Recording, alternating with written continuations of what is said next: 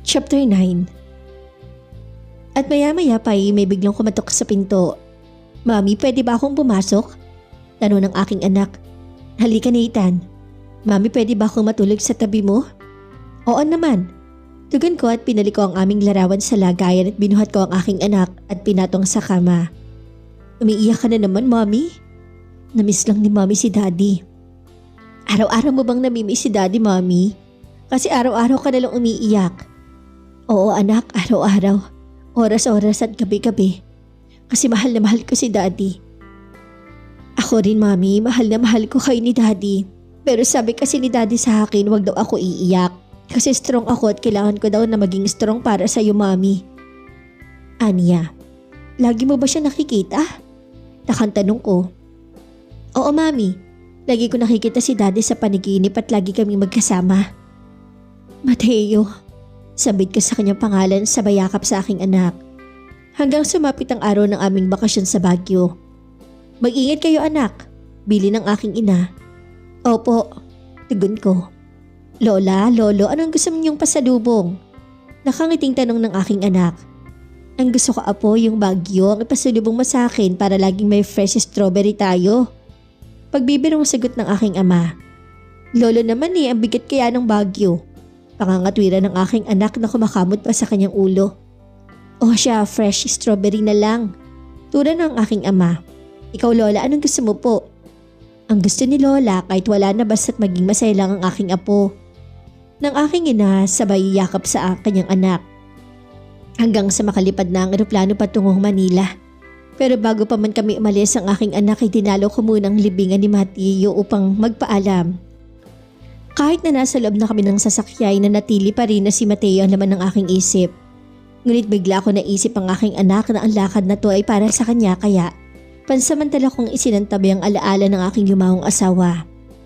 "Mami?" Sambit ni Nathan sabay hawak sa aking palad. "Are you happy?" "Oo naman anak kasi kasama kita." "Ako rin Mami. Alam mo ba kung anong una kong gagawin pagdating natin sa fresh strawberry?" Nakangiti niyang tanong sa akin. "Hindi, ano bang una mong gagawin?" "Pipitas ako ng isang fresh strawberry para ibigay sa'yo." Paano kung pagalitan ka ng may-ari?" "Hindi ako papagalitan Mami kasi magpapaalam ako." "Talaga?"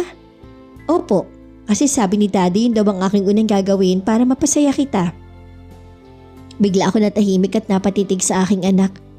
Gustong pumatak ng aking mga luha pero pilit ko tong pinigilan. Alang-alang sa aking anak. Dahil sa mahabang oras ang aming biniyahe, nakatulog ang aking anak sa loob ng taxi. Hindi ko na to ginising at tinayaan ko na siyang makapagpahinga ng maaga. Para hindi siya mapagod sa aming pamamasyal bukas. Nang makarating kami sa hotel ay dahan-dahan ko siyang ibinaba sa kama para hindi magising. "Anak, sayang dahil hindi ka nakasama ng matagal ni Daddy. Nakikita sana niya kung gaano ka kabait. Nakikita sana niya na kuhang-kuha mo ang kanyang pag-uugali at ang mukha. Mateo, kung nasan ka man ngayon, huwag mo sanang pabayaan ang ating anak. Sana pagkatapos itong aming bakasyon ng anak natin, matutunan na kitang makalimutan." Pabulong kong sabit na ramdaman ko na lang ang mainit na mga luha na dumadali sa aking pisngi. Kinabukasan ni maaga nagising ang aking anak at ginising niya ako sa mainit nitong halik sa aking pisngi. "Good morning, Mommy." "Good morning to anak, I love you." Tugon ko sabay yakap sa kanya. "I love you to Mommy. Gising ka na po para maaga tayo makapunta sa fresh strawberry." "Okay, babangon na si Mommy." Nang matapos kami makapag-almusal, inagtungo na kami sa taniman ng mga strawberry. "Mami, malayo pa ba?" Tanong ng aking anak na banaag sa mukha nito na excited siya. "Manong, malayo pa ba tayo?" Lipat tanong ko na bang sa driver. "Malapit na po ma'am, 10 minuto nandun na po tayo." Tugon ng mamang driver at maya-maya pa huminto na ang taxi na aming sinasakyan. "Wow Mami, look! Ang ganda ng fresh strawberry!" "Nathan, mag-ingat ka, hintayin mo muna ako." Pasigaw kong sabit dahil sobra niyang excited ay nauna na tong tumakbo. "Ma'am, hintayin ko po ba kayo?" Tanong ng driver. "Oo Manong." Bigla ko nataranta dahil hindi ko na natanaw si Nathan. "Nathan! Nathan!" Tawag ko sa kanya ngunit hindi ito sumasagot. "Sige na ate, please. Boses ng aking anak." Hindi nga pwede, cute. Magagalit si amo kung iniistorbo namin siya. Kung gusto mo, hintay mo na lang siya kapag nagising na. Sagot naman ng dalagita. Ano oras po ba nagigising? Hindi ko po alam eh. Tugon ng dalagita. Nathan! Mami? Sagot ng aking anak na may kalungkutan sa boses. Kanina pa kita hinahanap. Sorry po mami kasi po hinahanap ko ang may-ari. Nathan anak, pwede naman tayong bumili ng marami. Sabi ko sa kanya. Ayoko mami kasi sabi ni daddy, bago tayo bibili, ihingi muna ako ng isa sa may-ari at ibibigay ko sa iyo. Cute, kung gusto mo bibigyan na lang kita. Isa lang naman, di ba? Sabat ng dalagita. Ayaw ko kasi sabi ng dada ko hingin ko sa may-ari. Nakasimangot na sagot ni Nathan at halatang galit ito. Ito pa ang kananahan na nakita kong nagalit ang aking anak. Nasaan palang may-ari dito? Tanong ko na rin sa dalagita. Tulog pa kasi ang amo ko ma'am. Kakarating lang din niya kaninang madaling araw kaya ayaw niyang istorbohin. Baka magalit. Ganun ba? Okay sige, hintayin na lang namin. Maupo muna po kayo doon. Sige, salamat. Halika muna dito anak. Sumunod naman si Nathan, subalit banag pa rin sa kanyang mukha ang konting pagkainis at nanatili tong tahimik at nakabusangot. Anak, galit ka ba? Hindi naman po mami. Gusto ko lang sundin ang pili ni daddy kasi sabi niya, huling-hiling niya yun sa akin at sabi niya matatahimik na siya at hindi na siya magpapakita sa akin. Pahayag ng aking anak. Nakita ko ang pagpatak ng kanyang mga luha at naawa ko sa kanya dahil umiiyak ito ng palihim. Pero hinayaan ko siya at hindi na nagpahalata na napansin ko ang kanyang lihim na pag-iyak. Bakit? Bakit pinahirapan ni Mateo ang aming anak? Bulong kong tanong sa aking isip. Anak, pwede ba kitang yakapin? Opo. Mahal na mahal kita anak. Ikaw na lang ang nagpapalakas sa akin. Hindi ko mapigilan ng aking mga luha. At kusa itong pumatak sa balikat ng aking anak. I love you to mommy. Umabot ng 2 oras ang aming paghihintay ngunit hindi pa rin lumabas ang may-ari. Anak, nauhaw ka ba? Bibili mo na si mami ng maiinom mo ha? Opo mami. Huwag kang umalis dito. Opo, dito lang po ako. Sige. Bago ako nagpunta sa may tindahan, iniwan ko muna si Nathan sa daligitang nagtatrabaho sa farm. Cute, gising na si sir. Ayan, papunta dito. Sabi ng daligita. Biglang tumayo si Nathan at sinalubong ang papalapit na lalaki. Cute, dahan-dahan baka madapa ka. Sigaw ng dalagita habang hinahabol si Nathan. Nagulat naman ang lalaki habang pinigmasdan ng batang papalapit sa kanya. Parang pamilyar ang mukha nitong bata. May kahawig kay Agatha? Hindi baka namamalikmata lang ako. Dahil lang siguro na hanggang ngayon si Agatha pa rin ang laman ng aking isip. Good morning po sir. Hinihingal labati ni Nathan sa lalaki. Good morning too. Nakangiting tugon ng lalaki. Magandang umaga sir. Sabat naman ng dalagita. Good morning too. Sino tong bata? Sir, customer po sila. Kaninang umaga pa sila dito. Hinihintay ka na magising nitong cute na bata. Bakit? Nakantanong naman ito. Kasi po, gusto kong humingi sa'yo ng isang perasong fresh strawberry para ibigay sa mami ko. Bakit hindi ka nalang humingi kay ate? Ibibigyan ko nga sana sir pero ayaw niya kasi magpapaalam daw muna siya sa'yo. Biglang kinabahan ng lalaki at nahihiwagaan sa gusto ng bata. Umupo at hinarap si Nathan. Bakit gusto mo magpaalam sa akin? Kasi po bili ng daddy ko nahihingi ako sa'yo. Nasaan ba ang daddy mo? Hindi ba siya sumama? Wala na ang daddy ko, patay na siya at matagal na. Nang marinig yun ng lalaki, bigla siya nakaramdam ng pangingilabot sa kanyang sarili. Sige, kumuha ka at ibigay mo sa mami mo. Salamat po sir. Nakangiting tugon ni Nathan at dali-daling nagtungo sa taniman at pinaalalayan niya to sa dalagita. Ito na po sir, thank you po. Masayang-masaya si Nathan habang pinakita niya ang strawberry. At napangiti naman ng lalaki. Halika, hugasan natin. Buti na lang at may bitbit akong tubig. Nathan! My God, Nathan! Putol kong sabi na makita ko ang mukha ng lalaki. Bigla ako natulala na hindi kumukarap ang aking mga mata. Agatha? Gulat itong sabit sa aking pangalan. Carlito? Pabulong ko namang tugon. Nagkatitigan kaming dalawa na parehong walang kumukurap. Tulala rin si Nathan habang pinagbastan niya kami. Mommy, Mami, ito na po ang fresh strawberry. Hiningi ko po yan kay sir. Sabi ng aking anak at inabot ang hawak niyang strawberry. Umupo ako at nanghinginig ang aking kamay habang inaabot ko ito. Mateo? Mateo? Pipi kong sambit sa pangalan ng aking asawa habang tinitingnan ko ang strawberry. At nagsimula namang uminit ang aking mga mata hanggang sa hindi ko na napigilan na pag-agos ang aking mga luha. Napayakap ako sa aking anak upang makahugot ng lakas. Agatha? Sambit ni Carlito sa akin at nakita ko ang pagpatak ng kanyang mga luha. Agatha, muli niyang tawag sa akin ngunit hindi ko siya pinapansin. Tayo na anak. Yaya ko sabay tayo at hinila ko ang aking anak subalit hindi siya sumunod sa akin. Napalingon ako kay Nathan subalit kay Carlito siya nakatingin. Magkakilala po ba kayo? Tanong ng inosente kong anak kay Carlito. Hindi sumagot si Carlito at tumingin to sa akin. Nathan, tayo na. Bulyo ko sa aking anak at nabigla naman ako sa aking nagawa sapagkat nahila ko siya ng malakas at nadapa ito. Agatha! Pasigaw na tawag ni Carlito na halatang nabigla rin siya. Maagap siyang lumapit sa aking anak at dali-dali niyang pinatayo si Nathan na umiiyak. Nathan, anak, I'm sorry anak. Handautal kong sabi. May sugat ang kanyang tuhod. Sabi ni Carlito at dali-dali niyang binuhat ng aking anak at patakbo niyang dinala sa loob ng kanyang bahay. Sandali! Saan mo dadali ng anak ko? Pasigaw kong tanong at hinabol ko sila. Gagamutin! Pasigaw naman niyang tugon. Wala akong nagawa kung di ang sumunod sa kanya. Pinahiga niya si Nathan sa isang kwarto at hindi ko alam kung kaninong kwarto ito. Joy, sabihin mo si mama mo na magluto siya ng tanghalian para sa bisita. Utos niya sa dalagita. Okay po sir. Tugon ng dalagita at lumabas at sa kwarto. Lilinisan lang ni Tito ang sugat mo ha? Paalam niya sa aking anak.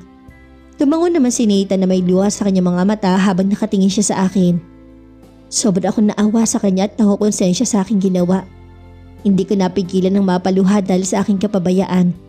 Ito pa ang kaunahan na nasugatan ng aking anak. I'm sorry anak, hindi sinasadya ni mommy. Sabi ko sabay halik sa kamay ng aking anak. Don't cry na po, Mami. Hindi naman po masakit eh. Di ba strong ako, Mami? Tugon ng aking anak at tumango naman ako na may luhaan ng aking mga mata.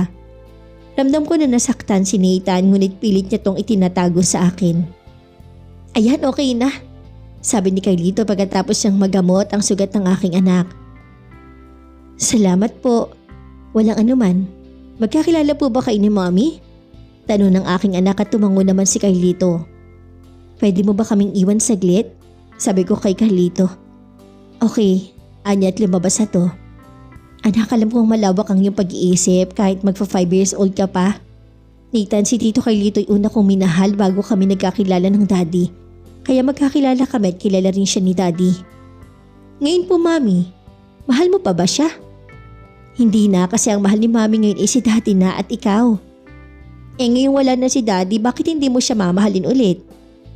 Nathan, hindi na pwede kasi ang laman sa puso ni Mami ay si daddy lang. Siguro gusto ni daddy na muli mo siyang mahalin, Mami. Nathan, tama na. Hindi mo pa naiintindihan ang mga sinasabi mo, anak. Naintindihan ko po, Mami. Hindi ba sabi mo malawak ang aking pag-iisip kaya naintindihan ko? Nathan, Mami, sabi ni daddy gusto niya na maging masaya ka. Kaya siguro to ang paraan ni daddy. Katwiran ng aking anak. Shh, tama na anak. Saka na tayo mag-usap tungkol dito kapag malaki ka na, okay? Opo. Magpahinga ka muna at kukuha lang si Mami ng tubig. Hindi ko alam na nakikinig pala si Carlito sa likod ng pinto. Umalis lang to na mapansin niyang papalabas na ako. Agatha, tawag ni Carlito. Napahinto ako sa pagkarinig ko sa boses niya ngunit hindi ako humarap sa kanya. Ano nangyari? Tanong niya sa manginang boses. Lumingon ako sa kanya at bahagyang napatingin sa kanyang mukha. Wala. Tugon ko at akmang bumalik sa loob ng kwarto. Ngunit maagap akong hinarangan ni Carlito. Agatha. Tura niya at bigla niya akong niyakap at nabigla ako sa kanyang ginawa. Agatha, alam kong hindi ka okay. Kilala kita. Please, kausapin mo muna ako. Para saan pa Carlito? Sabi ko at pilit ko siyang tinutulak ngunit pasalo niyang hinihigpitan ng pagkakayakap sa akin. Sobra kitang namiss, Agatha. Hanggang ngayon alaala mo pa rin ang laging laman ng aking puso't isip. Wala nang nagpakasal kayo ni Mateo. Hindi na ako nagmahal ng iba. Ikaw pa rin ang mahal ko hanggang ngayon, Agatha. Pahayag ni Carlito na patuloy ito sa pag-iyak. Hindi na kita mahal, Carlito. Ang nakaraan ay nakaraan na at hindi na pwedeng ibalik pa. Pwede pa, Agatha, pwede pa nating ibalik ang lahat sa dati o di kaya magsimula tayong muli. Bitawan mo ako, Carlito. Pupuntahan ko ang aking anak. Dahan-dahan ako binitawan ni Carlito at tumingin siya sa aking mga mata. Hindi ako susuko, Agatha. Gagawin ko ang lahat para muli mo akong mahalin. Bahala ka. Tugon ko at tinalikuran ko na rin siya, sabay pasok ko sa kwarto ngunit sumunod pala siya sa akin. Masakit pa ba? Tanong ni Carlito sa aking anak. Opo. Hayaan mo bukas mawawala na yung sakit.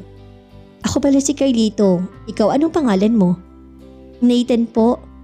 Friends na tayo ha? Sabi ni Carlito sa aking anak at inilahan niya ang kanyang palad. Opo.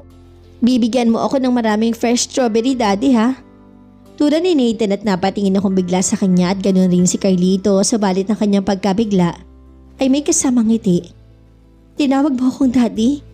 Gusto mo ba na maging Daddy mo ako? Nakangiting tanong niya rito. Opo, kasi gusto ko may Daddy.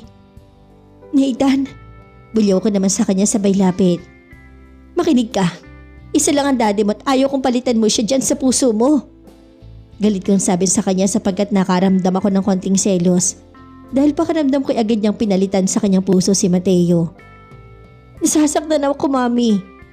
Reklamo ng aking anak at saka ko panapansin na nahigpitan ko na pala ang pagkakahawak sa kanyang maliit na braso.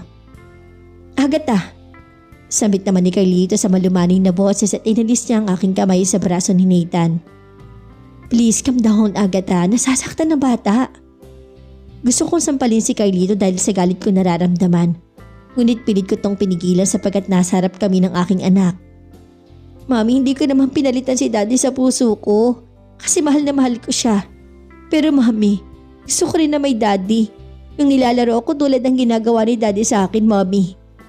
Paliwanag ng aking anak at muli na namang pumatak ang aking mga luha. Nathan, paano ko ba ipapaliwanag sa iyo ang lahat? I whispered. Mami, tawag ng aking anak sabay yakap sa akin umiiyak. Mateo, bakit dito mo pa kami dinala ng anak mo? Bulong ko sa aking isip. I love you, Mami. I love you too. Tayo na anak at mamamasyal pa tayo. Dito muna tayo, Mami. Gusto ko pa dito. Gusto ko pang mamitas ang maraming fresh strawberry. Hindi pwede, anak. Bakit hindi pwede, Mami? Pumahig naman si Daddy Carlito na mamitas ako ng marami. Hindi ba, Daddy Carlito? Oo, at tutulungan pa kita. Masayang sagot ni Carlito sa aking anak. Narinig mo, Mami? Wala akong nagawa kundi ang ibigay ang gusto ng aking anak. Daddy Carlito, gusto ko pong punta sa taniman ng fresh strawberry. Tura ni Nathan na nasa mukha ang paglalambing.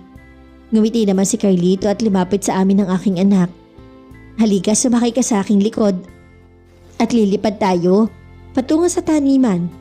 Pambobola niya sa aking anak. Talaga po? Namimilog naman ang mga mata ni Nathan nang marinig niya yon. Sa mga sandaling ito ang nakikita ko yung imahe ni Mateo dahil ganito palagi ang kanyang ginagawa kay Nathan. Habulin mo kami, Mami. Boses si Mateo na puno ng saya ang mukha. Mateo, ilam sa luha ang aking mga mata habang sinasambit ko ang pangalan ng aking yumaong asawa. Mami! Bumalik lang ang aking ulirat nang marinig ko ang boses ng aking anak at nasa labas sa sila ng bahay. Dali-dali ako nagpuna sa aking mga luha at patakbong lumabas ang bahay. Sobrang nag-enjoy si Nathan sa kapamimitas ng fresh strawberry at tinulungan ito ni Carlito. Joy, tingnan mo muna ang bata ha? Opo sir. Nathan, pupuntahan ko muna si Mami ha kasi malungkot siya. Sige po, Daddy Carlito. Natanaw ko ang paglapit ni Carlito sa akin ngunit hindi ko siya pinapansin. Naalala mo pa ba, Agatha? Ito ang pinangarap mo nun. Sabi ni Carlito at bigla ako napatingin sa kawalan. Saan gusto mong pasyalan pagkatapos ng ating kasal, Agatha? Boses si Carlito habang nakayakap siya sa akin. Ang gusto ko yung romantic place. May tree house at ang paligid may mga talim ng strawberry. Sige, hanapin natin yan, Agatha, pagkatapos ng ating kasal. Talaga, Carlito? Oo, talagang talaga. Promise. I love you, Carlito. Ikaw lang ang mamahalin ko hanggang sa huli. I love you to, Agatha. Ikaw lang ang buhay ko. Ikaw lang gusto kong makasama hanggang sa aking pagtanda. Napatingin ako sa paligid at tihalam sa luha ang aking mga mata. Saka ko rin napansin na may treehouse palang nakatayo sa gilid ng bahay. Binuo ko tong pangarap mo noon, Agatha. Dahil umaasa ako na may katuparan pa ang ating pangarap noon. 2 taong mahigit ako sa San Francisco at wala ko ibang ginawa doon kundi ang isubsob ang aking sarili sa trabaho para makaipon at makapatayo ako nito. Dahil ito ang pangarap natin noon. Pahayag ni Carlito na hilam rin sa luha ang mga mata. Huwag na natin yung pag-usapan pa, Carlito. Sabi ko takmang paalis na ako ngunit maagap niyang hinawakan ang aking mga kamay.